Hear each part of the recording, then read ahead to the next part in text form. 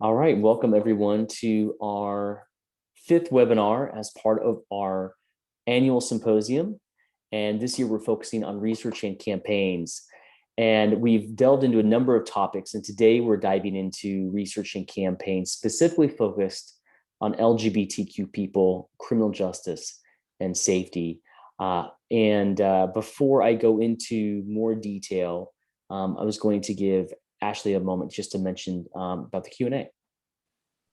Absolutely. So we're going to introduce you to our sole panelist, our speaker for today in just a moment, and you'll get to know more. But before we do that, we wanted to invite you all to utilize the Q&A feature in your Zoom. So on that bottom panel, you'll see a Q&A button. Feel free to post your questions there. You can also post them anonymously, I believe. So don't be afraid to share any questions that you might have with us so that we can address them towards the end. Thank you, Ashlei. Absolutely. And just as some background, the Institute really tries to connect academics and activists to really bridge that divide. And today we have a friend as well as an expert in both research and campaigns. And we're going to be in conversation today with Toni-Michelle Williams, who's the Executive Director, Solutions Not Punishment Collaborative. But I do want to go into a little bit more detail about your background, Toni-Michelle, but thank you so much for being here today. Absolutely. Thank you for having me. This is an honor. I'm excited to share the space with you and speak to folks who are supporting the Center for Civil Rights. Thank you so much. And also, of course, we have Ashlei, who is our doctoral student in counseling, education, and practice at Georgia State University, also our one of our fellows. Ashlei, thank you for joining me today as we have this really fun dialogue and informative as well about all the ways that folks can create change when we're talking about criminal justice and safety, specifically for the LGBTQ community. So I wanted to first introduce Toni-Michelle in a deeper way in terms of your biography, because it's pretty phenomenal in terms of everything you're able to do and what you've been able to accomplish. So you're an auto theorist, a performance artist, embodied leadership, somatics coach, and executive director, as I mentioned, of Solutions Not Punishment Collaborative. And I know you to be a celebrated community leader and organizer, specifically in prison abolition, criminal injustice reform issues. And you also focus on leadership development for Black, transgender, LGBTQ people, sex workers, people living with HIV, and Black youth. You've led citywide campaigns where you have incubated the Atlanta Pre-Arrest Diversion Initiative, cannabis reform, sex worker protections. You've led the campaign to help close down the Atlanta City Detention Center, and you focused on police accountability for families of Alexia Christian, DeAndre Phillips, TT Dangerfield, and Rashard Brooks. Yeah. You have done so much. And I know that was a lot for me to go over, but I wanted to give context to just the variety of ways in which you're engaging our community around criminal justice and safety. And so wanted to first start out just how you got into this work, your own personal story about how this work has become near and dear to your heart. Absolutely. So I actually started organizing as a student at my alma mater, Norfolk State University. I'm actually here in VA right now because our homecoming was this weekend. So I'm still here working, but spending time that I haven't spent again in over a year because of COVID with like my college friends and sisters and brothers, queer chosen family. So I'm here, but I started organizing at Norfolk State after in my freshman year, after I was harassed on campus in a dormitory where all of the freshmen were. A few boys decided to throw bleach over the shower stalls while I was taking a shower, and stole my clothes. So I was humiliated and embarrassed. But I've always been, I'm from Atlanta, so I've always been a fighter, and I've always been a person to seek justice. And so that's exactly what I did. And I got my friends together, queer folks. I talked to professors on campus who were supportive of me, and also, of course, the housing director at the time. And, we all had a really transformative process around what it looked like for me as a young Black trans woman. And at the time, I presented as, gender nonconforming and androgynous, and what it looked like for folks like me to be able to live in a space that was safe for them, and to also have resources that would incubate me as a leader and as an organizer, and incubate other folks, right? Develop other folks as leadership as we're learning activism in different ways, particularly at a historically Black college, right? And being at the intersections of Blackness and queerness was very different in 2009 when I was in college, right? Mhm. And so that's really how I began my organizing journey. That's where like the passion came. And then shortly after that, I found an organization. I think I'm there. Lots of things always happen with me, but a year after that, there was a student group that LGBTQ student group that hadn't been touched in like years. There was like not a queer person that wanted to be visible and lead the organization. And the housing director at the time, who supported me the year before, asked me if I was interested in leading the organization called Legacy, leading the education of gay and straight individuals. Legacy is still a thriving organization that I just learned this weekend during homecoming, where there are about 20 queer youth and students that are part of the organization. But I served as president for 3 years. We were the first historically Black college in the Southeast, and definitely in Virginia, to host a Pride weekend and Pride events. We had the president of our university show up and support. We collaborated with local LGBTQ organizations and HIV service organizations in the city to really curate an experience for for the Black ballroom scene. And of course, folks have been watching Pose, I hope. So what the ballroom scene was. And so we had our first, Norfolk State held its first ball, which again, Black colleges, white colleges, PWI, no one has saw that. No one has seen that before. And so it definitely was a moment where I was able to sit back and say, oh my God, this is organizing. And this is possibilities for all of us to be in a space, take over a space, and demand visibility, and respect and opportunities in a space that we as students pay for, right? And so that was really my beginning and start of activism. Um, I want to say maybe 3 years later, my senior year, I started working for an organization called the LGBTQ Life Center of Hampton Roads. And I was supporting Black trans women who were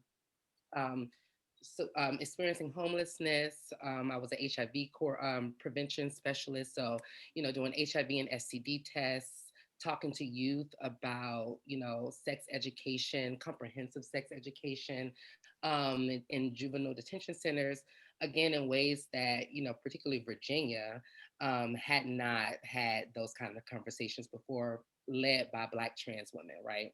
And so that was when I really, at that organization, I saw the need for leadership development amongst girls like me, folks who wanted to be activists, wanted to be organizers, wanted to do more than be a HIV or STD tester, right? Or like an outreach specialist, but someone who wanted, folks who really wanted to create and build community, and be entrepreneurs of their own visions and ideas of what safety and freedom looked like for us, right? And so I wanted folks to be able to learn that. And then I came back home to the A, shouty. Came back home to Atlanta and found the beloved, at the time, Solutions Not Punishment Coalition. And they had just had some major victories in the city of Atlanta around stopping an ordinance from passing that would banish Black trans women and other sex workers from the city in Mm. 2013. And because this is a local conversation, it is important to know that, folks like current Councilman Julian Bond introduced that legislation to banish sex workers Mm. and trans women from the city. Former Mayor Kasim Reed also was in cahoots and a part of those conversations, but later moved to the right side of history. But I think it's definitely important to name that as we're talking about, as Atlanta's in in an election period, and Mm-hmm. thinking about LGBTQ folks, that is more than, visibility, but it's deeper than visibility. But it is about the policies and, the lawmakers and politicians who are embodying the practices that will get us all free. And at the time they were not Mm. embodied, and we still see, the slide away from, again, people and more, commitments to profit and big corporations in Atlanta. Right. And so I found SNAPCO, and I started there as a part-time organizer. I was hired as while I was uh, engaging in survival sex work up in Marietta. And I got hired as a part-time organizer. I moved myself up to a programs director and now executive director, and am excited to be able to create a pipeline for Mm-hmm. more LGBTQ folks, queer and trans folks, to join this work and be organizers and directors and coordinators in the ways that myself and so many people who've come through SNAPCO have been able to do over the last 5 years. Incredible organizing work, and I want to touch upon a number of things that you've laid out. And congrats again on becoming the executive director of SNAPCO. I wanted to to go back a little bit towards the beginning of your story, Mm-hmm. and you had mentioned after your experience in college where you were attacked, that you started to engage in a transformative process with the college, the university. Yeah. Can you can you talk about what was transformative about it? Because I think a lot of folks want to know how to do the right thing.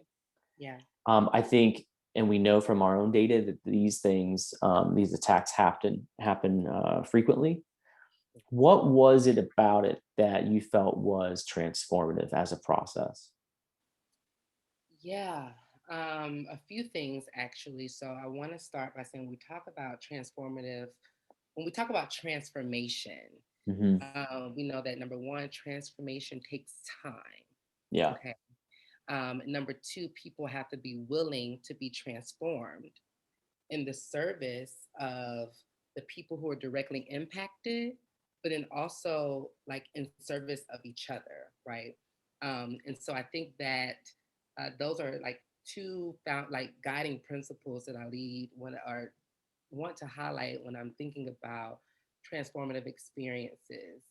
And then lastly, the transformation happens when you have embodied new practices and new ways of being that, in a split second, you when there is a trigger or when something comes up, that people not go back to like the old ways of thinking, but are able to take a pause and make a new decision based on the new practices that they've Mm. cultivated together, right? And so when I think about that process, I was a baby. This is language that I've acquired over 10 years of organizing. Sure. But at the time, I was just sad and angry. And I wanted my people to know that.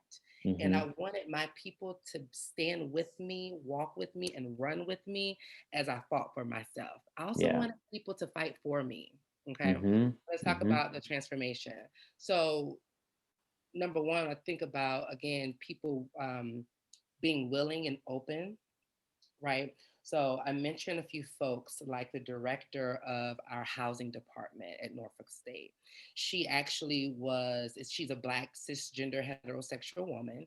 And she had actually created Legacy. I hadn't known that at the time. But she created the student-led organization because she had a queer nephew that, and also I think there was a queer person that had a similar experience, that she watched them, that student commit suicide at a PWI just years before. She created Legacy. And so she was by nature conditioned to be open, right, to my experiences. She was, when I say open, meaning that she was open to hear me and believe me, and to walk with me to figure out whatever it was that we would figure out together, right? And she was also willing to use her privilege in a place of power, right, as a director of housing, to get us in rooms with the VP of Cultural Affairs, of Student Affairs, right, to for me to share my story.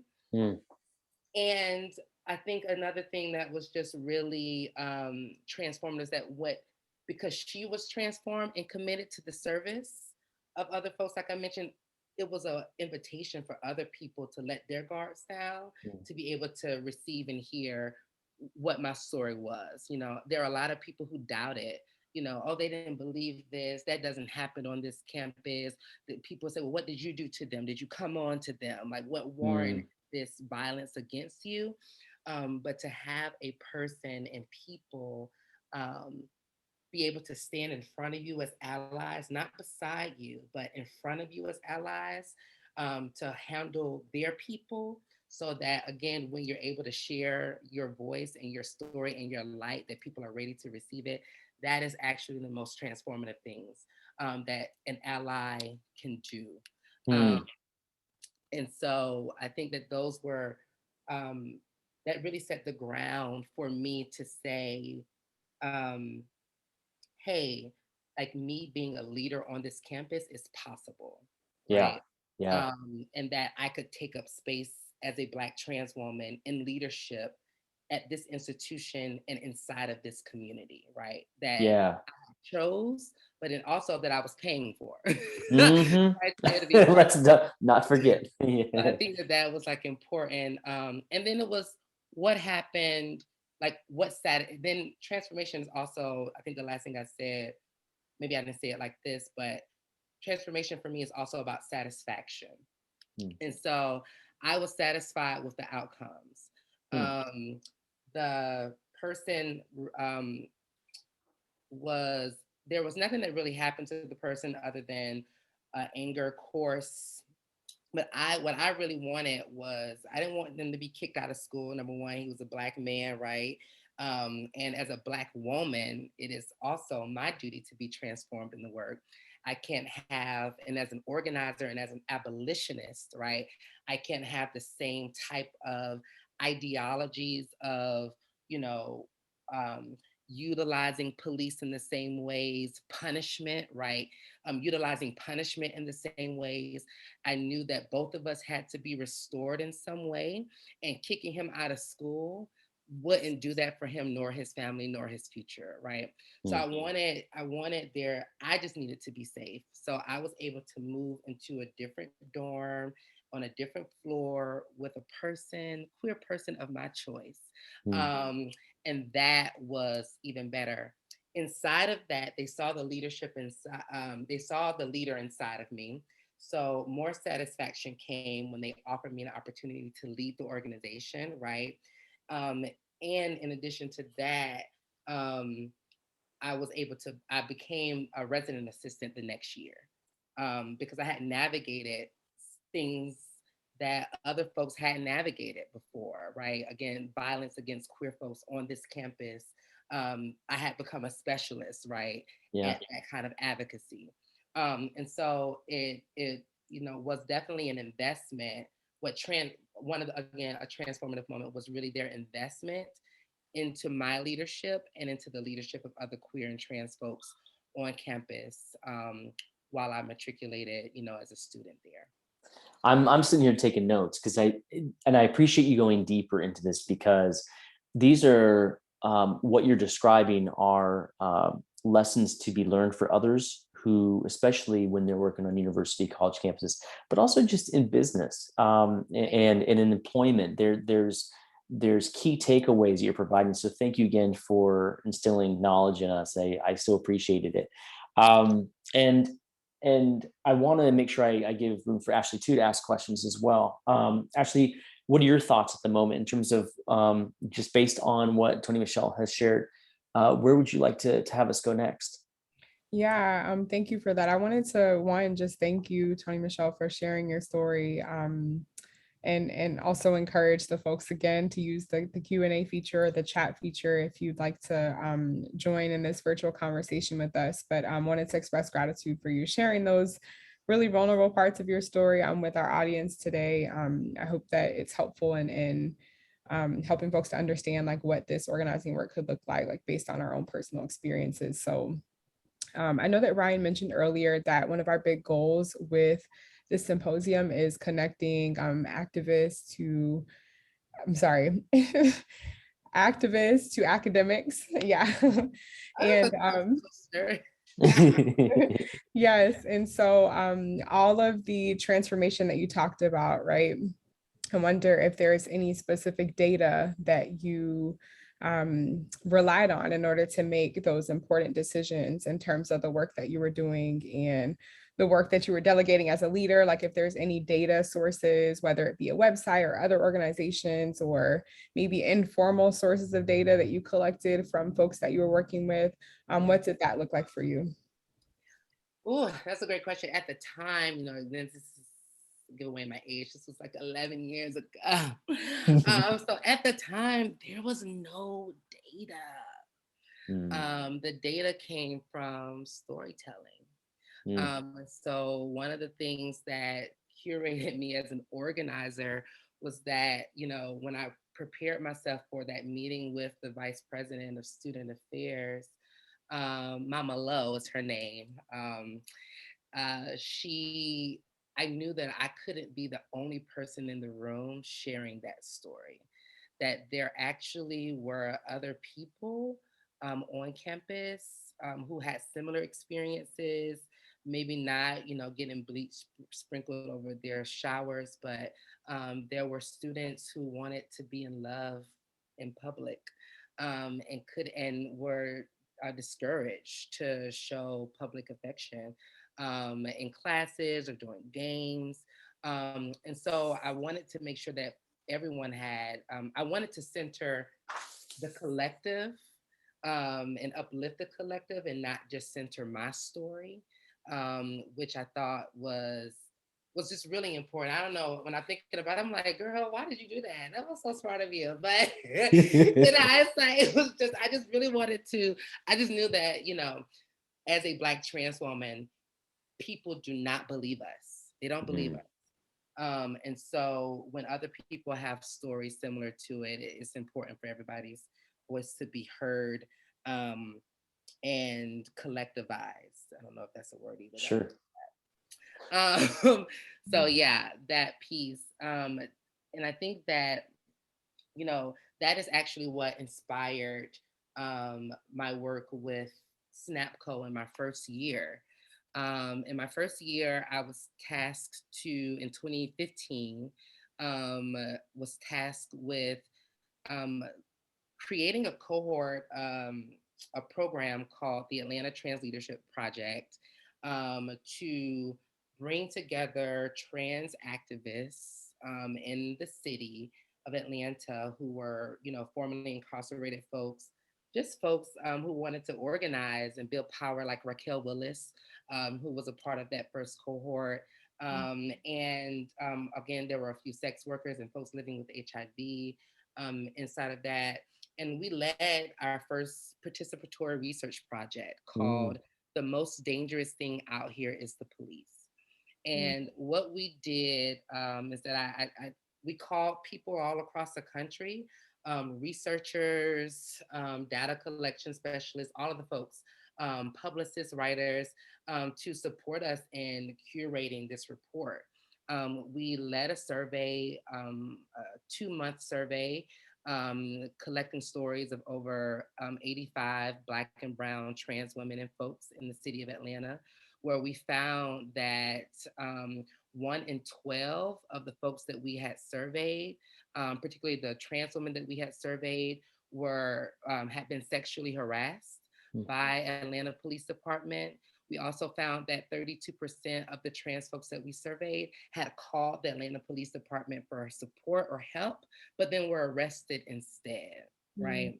And so, you know, that was actually my first research project as an author, as a, you know, coordinator, and also as a leadership development strategist, right? How are we bringing and, you know, making sure that, again, the folks who are most marginalized have the skill and the resource to take on that kind of a project. And yeah, it just really showed us what we already knew, which is why data is so important. You know, these are stories that LGBTQ people, Black trans women have had, like sexual misconduct from police, Black women, right, who are cisgender and, you know, and heterosexual. These are experiences that we've had for decades, right, for centuries. It was really, really important for us as Black trans people to lead that research, to be the folks collecting the stories. It was important for us in that project for us to be the graphic designers, right? And find our people who have the skills, to find trans and queer writers and allies who support us versus commissioning, you know, cis straight people who, you know, just to feed capitalism, right? Again, how are we pouring into our community? How are we building power amongst, you know, again, the folks who are most marginalized? And so that was our approach and methodology inside of that participatory research project. And what that did, it led us to, again, a victory for pre-arrest diversion initiative in Atlanta, and also led us to again, more stronger protections and standard operating procedures inside of the city of Atlanta and also the city of East Point. And we hope that that continues to trickle, and it has, right? The city of Brookhaven has also followed along with standard operating procedures based on what was crafted by SNAPCO. And I may be missing a city, so I don't want, you know, but if y'all are the city and y'all are doing great work, boom, there you go. Shout out to you. But that is what led us to that kind of research, that kind of, again, investment in folks who are directly impacted, the time that it took to, you know, I'm gonna back up a little bit and slow down. You know, it just wasn't us, you know, it just didn't happen overnight, right? Like there was literally, it was a program. So there was literally 6 to 8 weeks of skill development, right? At the same time, we were like building, you know, people say, you know, you building the runway and the airplane as you're like trying to take off and fly the thing. And I think particularly in the South, we're always doing that, you know. And then we pull from different models like San Francisco or New York, you know, but in the South, we're always building new things. And that's exactly what was happening. And so not only did we have to do that, but we also had to learn about campaign strategy. And that, yeah, if we do this research project, what is the campaign that is attached to this research? What are not only the stories that we're going to tell, but what are like the policies and the people and targets that we need to bring onto our side to not just acknowledge these stories, but to ensure that folks don't have the same stories ever again, right? Mm. So, I think that, it's definitely for us, when I think about, participatory research, it's also a transformative experience. It's transformative for everyone, right? I even remember the first time that I presented the report to Mayor Kasim Reed, and at the time, Police Chief George Turner. Mm. It was in 2016 after the murder of Philando Castile, and they had, and Atlanta was in a 5 days of unrest, similar to what we experienced last year after the murder of George Floyd and throughout the COVID pandemic. But it was during that time, and I remember standing in front of him in the city hall, in front of about 60 community leaders, I want to say about 20 police officers, and Usher, the singer. Uh, and it was the most horrifying experience. Even inside of that, they told me that they did not believe us, and they did not believe our report and would have to do their own research. And it wasn't until Chief Turner resigned, and Erica Shields became the police chief, that she talked with me. I met her in DC maybe a few months after that, and where we were able to talk really candidly about that conversation that I had, what it felt like in my body as a Black, queer, and trans person, and what her proximity was to that, and accountability she had to my feelings as another queer person, but also as a person with power, right? And she committed to bringing more visibility to that research project that we did, and also to really lead and co-lead the efforts around implementing the pre-arrest diversion initiative, which was a part of one of our demands and calls to actions inside of that report. And so with that pre-arrest diversion, can you go a little bit more into what all's entailed with that? Yeah. Can you chat about that? I can. So, pre-arrest diversion actually is an idea that is modeled in an initiative that is modeled after Seattle, Washington's pre-arrest project and program, where instead of calling the police, or instead of police arresting people, particularly people who are engaging in sex work, right? So, thinking about, again, pre-arrest being the offering to the city of Atlanta, the solution to the punishment, right, of what folks were, particularly Black trans women, were facing in Midtown. It was a solution. So instead of officers arresting sex workers or folks who are soliciting for monies or for survival, or loitering for monies and survival, again, people who are struggling with mental health issues or chronic homelessness, that instead of calling the police, which only perpetuates, a repeat offender, that they can call somebody else, anybody else, pre-arrest, that will offer those folks services instead of arrest. So that was our offering, and again, we, as a team, again, a team of Black and brown, queer, cis, het, trans folks, did the research by traveling not just to Seattle, but traveling to Fayetteville, North Carolina, to Albany, New York, where these models were also, 5 years ago, taking off in so many ways, that we knew that Atlanta needed to be a part of that. And so it happened. They passed legislation in December of 2015 that implemented a design team that would include folks like, at the time, again, former chief police chief Erica Shields, different stakeholders like judges and other folks. Again, would be able to kind of help create this process and new infrastructure of an alternative to policing. And we did that design team for a year. Kwanzaa Hall former council member Kwanzaa Hall actually introduced the legislation for us. And I'm gonna come back to that. And then, and we, yeah, we moved that. We spent a year in the design team process. And then we piloted the pre-arrested version in District 6 of Atlanta for the first year. And by the second year, we got more funding from both the city and Fulton County to expand the diversions.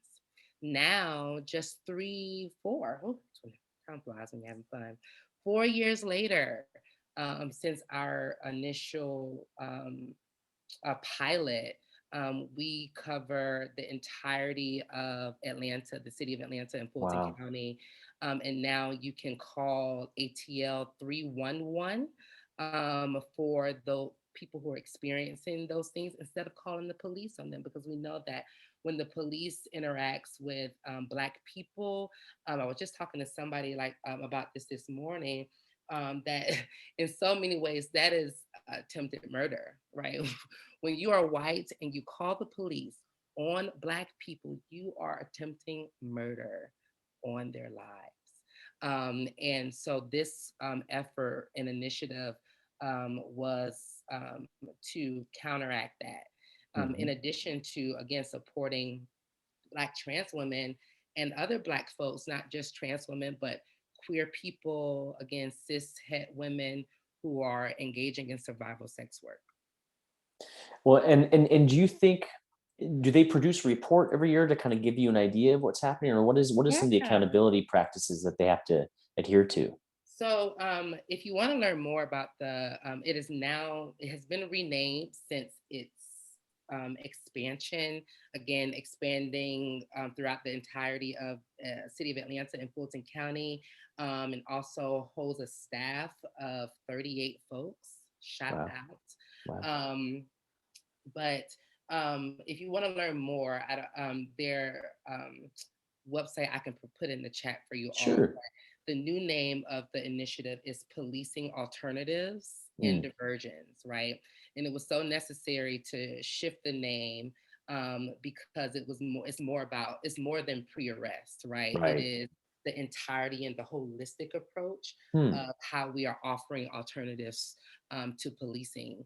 And so, yeah, I'm not sure if there are specific reports from police officers, but I do know that there is a cumulative report that the pre-arrested version releases every month. And every year, you're able to find that on their website. You can also reach out to the executive director there, Moki Macias, who would be able to give you that data and information. Perfect. And we'll make sure that link is on the website once this is uploaded to the specific webpage for this specific webinar. And I wanted to touch base on an item that you mentioned in terms of leadership, right? So when you had Turner versus Shields, there was a there was a difference in how you were able to work with the person in charge, and it touched upon a number of things you had laid out earlier in terms of how you know if something can be transformative, whether it be a moment or a person. Thinking ahead in terms of Atlanta's future, are there certain experiences that you've had with folks around, a criminal justice and safety lens in Atlanta that you think that folks who are wanting to be leaders in the city, I think you mentioned earlier and touched upon this, that we're going to be having some elections here soon. Are there some specific recommendations that you would make to anybody who's running for city council, whether it be mayor, city council president, that you would suggest that they think about as they start to understand how to utilize their leadership skills within a criminal justice safety context for LGBTQ people? That's a great question. Give me 2 seconds. Yeah. Get my word. It's not going to be poetic, but here we go. Yeah, I think elected officials in Atlanta who are running and who currently serve us should really get back to the roots of Atlanta. The roots of Atlanta, which is the home of the civil rights movement. Um, we say that we are a city too busy to hate. We say that we are the cradle of the rights movement. Um, but we have seen just an influx of, gentrification and white leadership, just to be clear and specific, happening in Atlanta. And there have been many Black people, brown people, immigrant folks who have been pushed out of Atlanta. And I think that that is like the first step, just really realizing like who your people are and choosing those people. And if your people are big corporations and rich, wealthy folks who live in Midtown and Buckhead, you are not grounded in the reality of Atlanta, which is, again, the home of the trap, right? It's the home of trap music. It's the home of the twerk. It's the home of Outkast. It is the home of like Black genius and artistry. And again, Black freedom, and so I think, and civil rights. And so I think that, again, when politicians allow big corporations to come in and take over, when we allow police foundations, right, to come in and take over 300 plus acres of land that could be allocated to people to citizens, right, to youth, to, you know, Black people in Atlanta. I think that that is a big issue. Um, I think that people can also remember to there are just some things that people can do, like they can close down the city jail, right?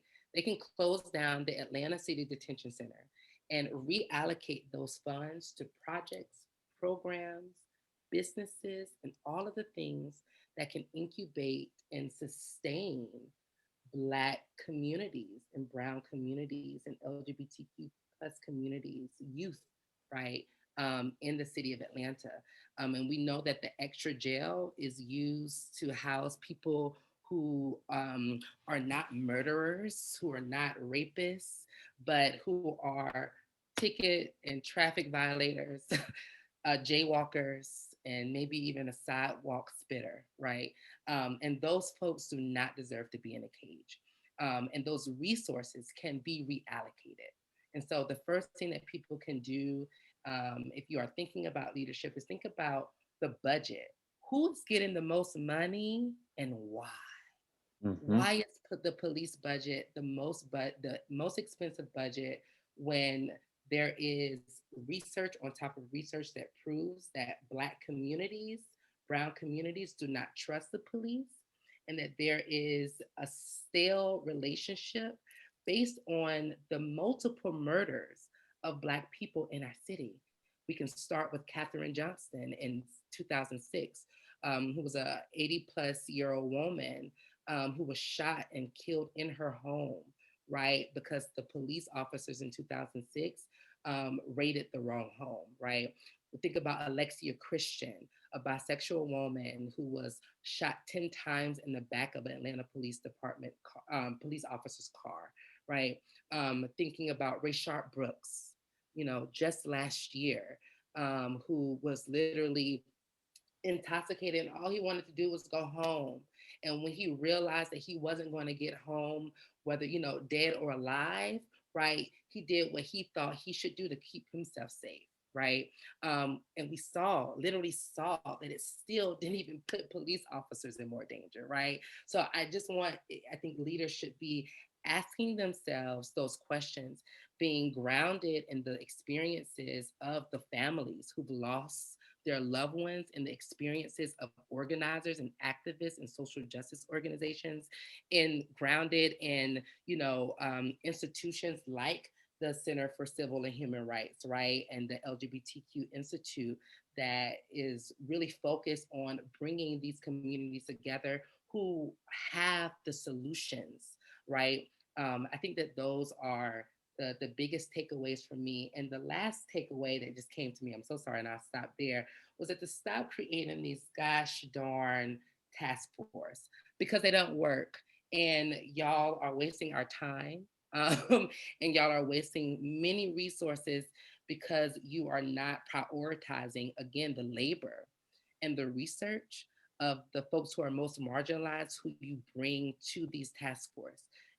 Leaders over the past 4 years in Atlanta, including our current mayor, Keisha Lance Bottoms, have continuously prioritized big corporations and profit over the suggestions, recommendations, and whether they be policy or cultural recommendations to the city. So much good knowledge. And I've been taking notes, and I'm going to rewatch this so I can make sure that I get all of your key points. And like I said, into that that webpage that will house this webinar. And there's so much I want to ask you about. I also want to make sure I'm allowing time for attendees to ask questions as well as Ashlei. But if I may, when you think about criminal justice and safety, especially with the criminal justice system, if you will, a lot of these are downstream effects of things that happen much earlier upstream in terms of food insecurity, like you mentioned earlier, not prioritizing, folks in the community equitably. And so I think your point about, looking at the end result and doing task forces on this end result of where the system that's been designed to be this way. The criminal justice system has been designed to be this way, to incarcerate large amounts of Black and brown folks. It was designed that way. And so so that idea of reimagining, transforming how we view what community safety looks like. And I think that the work that you've done has been absolutely incredible. And so I want to just thank you again for being willing to be on the front lines of speaking truth to power and trying to get folks to, again, as you said earlier in the conversation, use their power for good. And I think that's something that when I'm listening to a lot of the folks who are running for office, I'm trying to listen for, because it's key to changing some of these systems that have been designed that are inherently racist. And so, and also with LGBTQ folks, that and our identities span across identities. Knowing that we are, as the data shows, disproportionately targeted for harassment, discrimination by some of the very people who are supposed to protect us. So I again wanted to say thank you for being willing to be on the front lines. I have a couple more questions, but I wanted to make sure that I get the ability for you to hear from Ashlei as well. Okay, I love this. So I'm here with y'all. No rush, no pressure. Absolutely. Ryan, I actually really loved where you were going with that. I know that that's really important, just pertinent to where we are in the world right now. And so that kind of made me think about everything that we've been talking about, but with the implications of the COVID-19 pandemic. And so, Toni-Michelle, you shared with us about, some of your organizing work that is really focused on folks who hold multiple intersecting, marginalized, minoritized identities. So you talked about Black trans folks, LGBTQ people, sex workers, people living with HIV. And I think I know that you do some work with Black youth as well. And so I wondered, how has the pandemic affected those who hold these multiple marginalized identities with regard to safety overall? So yeah, I just kind of wanted to bring it current into the public health realm. I know we had a conversation about that in one of our past episodes, but wanting to bring that conversation in conjunction with the safety piece. Yeah. So I think that, so it's so funny because, we're in Atlanta, so everybody's been outside the whole time, okay? Unfortunately, everybody's had to continue to work. Everyone has been slain and,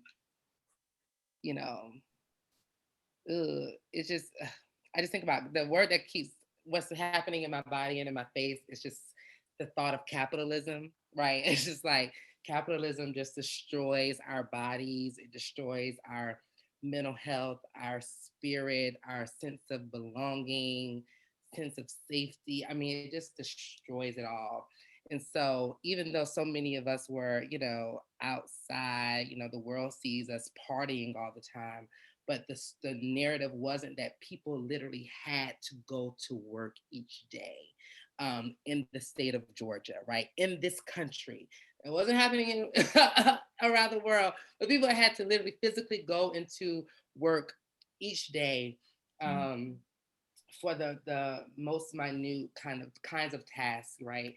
So, I know that definitely impacted folks. I want to say for sex workers, we were experiencing um, hardship prior to the pandemic because of the federal legislation during the Trump administration around foster and sesta, right, which was really removing places where we were safe.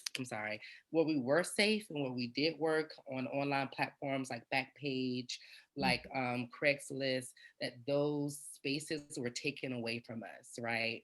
And there really weren't, and they were taken away from us in the name of like supporting human trafficking victims. And we know that those two identities and roles are different. Like people again who are choosing sex work and then people who are being trafficked.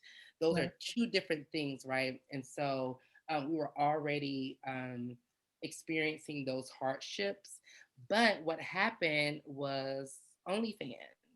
And there were so many Black people, queer people, trans people who were able to, have some sustainability and some stability because of that platform and other new platforms that came after it. We also know that once people start seeing this trend, particularly politicians on the federal level, start seeing these trends where Black people and queer people and other folks who are engaging in underground economies are sustaining themselves, they create more policies that make it harder. So there are attacks currently, again, around profiles and platforms like OnlyFans and places like that. And and so that was definitely a hardship that I think folks face. And lastly, just having slum landlords, right?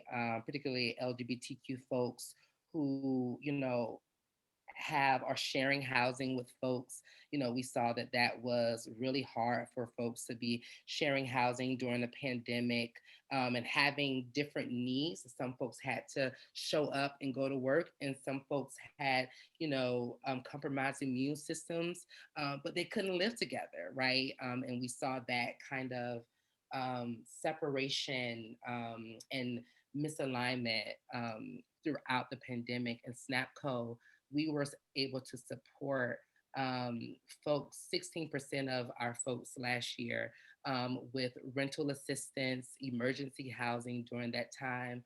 Again, during the pandemic, people were still being arrested, right? And being thrown in cages in cells that were infested with COVID and COVID breakouts, right? And that was literally in Atlanta at the Fulton County Jail, right, on Rice Street, and the Atlanta City Detention Center, right? And not even to mention the smaller, municipalities and their city jails, like the city of the East Point that has a jail, and everybody has a jail somewhere in Atlanta. So so folks were, experiencing still like a heightened level of surveillance, also a heightened level of police presence in our communities, and especially during the uprisings that carried throughout the summer, right? And so, I think that Atlanta was, and the states was a different place. We also are not just the home of the trap, but we're actually the home of Magic City and the home of like the best strippers and entertainment industries, right? Like in the world, right? So, all of those things, those people were, and institutions and businesses were impacted. And that again impacted the folks who were, mostly impacted by, economic disenfranchisement. Absolutely. Thank you for that response. And I appreciate you, I guess, just giving voice and like highlighting the very real issue that is, folks had to go to work. We're working from home having this virtual conversation, but for some folks, like the pandemic didn't stop anything. They had to continue on business as usual. So I did want to squeeze in one question from the audience that we got. So if you could answer this in like a rapid round kind of format. But Okay, this try. this attendee says it's an election season in Atlanta and crime is on many voters' minds. So how do you make your case to crime survivors and other folks who think the solution is to get tough on crime by increasing police staff and imprisoning more people? Yes, that's a great question. Give me 1 second. Actually, Absolutely. I have something written. I know it's supposed to be because that is really. So I think it's not going to come up. I want to be quick, so I'll say it. So the first thing that we have to think about is what is the crime that people are talking about? What's the crime that people are talking about? And if we're talking about gun violence, that is a different crime than loitering or solicitation, right? So when so we know that, you know, understanding the different types of crime that there is, we know that, like, okay, well, if it's solicitation and loitering, then we don't need police. We need resources for those people, right? If it's crime because a person is having a mental health break, right? We definitely don't need police, right? Which we know even in Atlanta at Georgia Tech in 2017, Scout Schultz, who used them in they pronouns and identified as a gender nonconforming person, was shot and killed and murdered by a Georgia Tech officer while experiencing a mental health crisis, right? So we know that police aren't useful.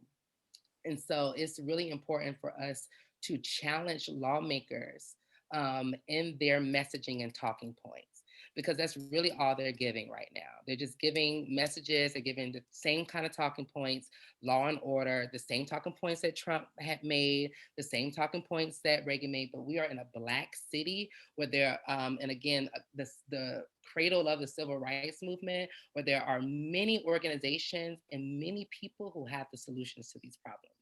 I also want to invite people to understand what did I say? I talked about crime, it's like different things. But then also asking ourselves continuously, what are police used for, right? And I think I'm steering away from my response, but just thinking about, like, as an abolitionist, right? Like, what is it that we're trying to build? And if politicians are not trying to build new things with the communities that are impacted, they are really not in support, or they don't have the capacity, right, to reimagine. They don't have a team that is supporting them in reimagining new possibilities. And we're in 2021, right? This is a queer world. This is a Black feminist world, right? Where folks are building, reimagining, being creative about how to keep ourselves safe. And if there's a politician who's just saying, I want to hire 200 more police officers, to do what? And again, all of those salaries, like, if there were a shorter, we talk about you want to hire 200 more police officers, but if you really train the ones that you have, I don't believe in police at all, okay? But here we are in 2021 where we still got to work with them. If you um, cultivate a body of officers who have these guiding principles of transformation, safety for all people, things like that, that they actually can be paid what they deserve to be paid, versus having these penny salaries because you want to add 200 more people to the budget, right? So these are like literal things. If they are not being creative about how they're utilizing the budgets, what programs that is possible to build, what people like a Toni-Michelle or like a Tori Cooper or Tracy McDaniels or Marilyn Wynn, right? Like, if they're not curious about what those people are doing and creating inside of their own communities, they are not the mayors for us. They are literally only trying to protect large corporations. Those 200 officers will be driving around those buildings, right? And policing and surveilling, the most marginalized folks inside of their communities, making it more unsafe for them, but making it more safe for rich, wealthy people in Buckhead and in Midtown. And that is not the world or the Atlanta, right, that we are envisioning or wanting to live in. And that's not the Atlanta that we've been creating since 1968, and definitely not since 2013, with all of the different criminal justice reform initiatives like marijuana reform, again, pre-arrest diversion, cash bill reform, and even the closing of the city jail. None of the things that Felicia Moore, Kasim Reed are offering, Andre Dickens, none of what they're offering us is creative or new. It is just the same practices and the same politics, but just, a different era of politicians.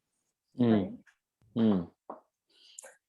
I could chat with you all day, Toni-Michelle. Yes. And our guests feel the same way. They mentioned something about that as well, that you're definitely motivating and powerful to listen to. And I think it's because you speak truth. And I think that it's, as we start to think about people that are running for office, one of the things that your comments have made me think about is the fact that if you are hearing politicians say the same thing over and over again and not willing to be, as you said in the very beginning, transformative, you have to ask why. Right. And I think that part of being transformative means that there has to be some change. And for a lot of people, they're very happy and satisfied with the way things are. And there's a variety of reasons for that, which is a whole nother episode. I did want to ask one final question of you, and I know we're running short on time, but what parting advice do you have for practitioners, funders, activists who are working with LGBTQ communities around criminal justice and safety? Yeah. So, yeah, resource us. Resource us to do the work that we have been doing, resource new ideas that are centered and grounded in community, resource people and organizations that have bases of people and that are accountable to groups of people versus individuals who have bright ideas but don't have any accountability to a people, right? And so I think that is the most thing, is to resource us, and resource doesn't just mean giving us money. It could look like, hiring folks. It could look like providing free trainings, right? For folks, it could look like, if you are a restaurant, it could be, teaming up with organizations to do fundraisers twice a year. It could be giving food or having food drives, right, for folks. If you're a real estate agent, right, it's like making a commitment to supporting Black, trans, and queer people, and acquiring land and housing, right? That is actually what's needed. It is to being able to acknowledge your privilege, stepping outside of yourself, again, grounding yourself back in like the transformation of self in the service of others, so that we can all get free. Thank you, Toni-Michelle, for joining us today. And I wanted to thank our viewers as well for being here and for taking some time with us to get educated and learn more. I want to close out to our point about research and campaigns and the importance of data. We have our Southern survey that is ongoing and open right now for you to share your story. You can go to lgbtqsouthernsurvey.org and you can take that survey so you can share your experiences so we can better advocate for our community. So please take some time if you have a moment to spare. We'd really appreciate it. Again, Toni-Michelle, thank you so much for being here today. Thank you for thinking about me and reaching Of course. out. I Of course. appreciate it so much. Absolutely. And Ashlei, thank you for being here today. Absolutely. Thank you so much, Toni-Michelle. And Absolutely. Thank you, Ashley, and everyone. Rich, thank you for your kind words. Yeah, thank all of the folks who joined in and tuned in to us today. And just as a reminder, this will be up here very shortly on its own webpage, where you'll be able to watch this again. There's been so much really good information shared here today. I know you're going to want to look at that. Snapforfreedom.org, as Toni-Michelle just added to the chat, is where you can go. And then also her website, toni-michelle.com. Always can learn more. Always appreciate your willingness to share with us, Toni-Michelle. And again, thank you all. And hopefully we can connect again soon through our other online programs. And hopefully in 2022, we can be in person. So we'll see. But until then, take care and we will chat with you soon. Bye-bye. Bye-bye.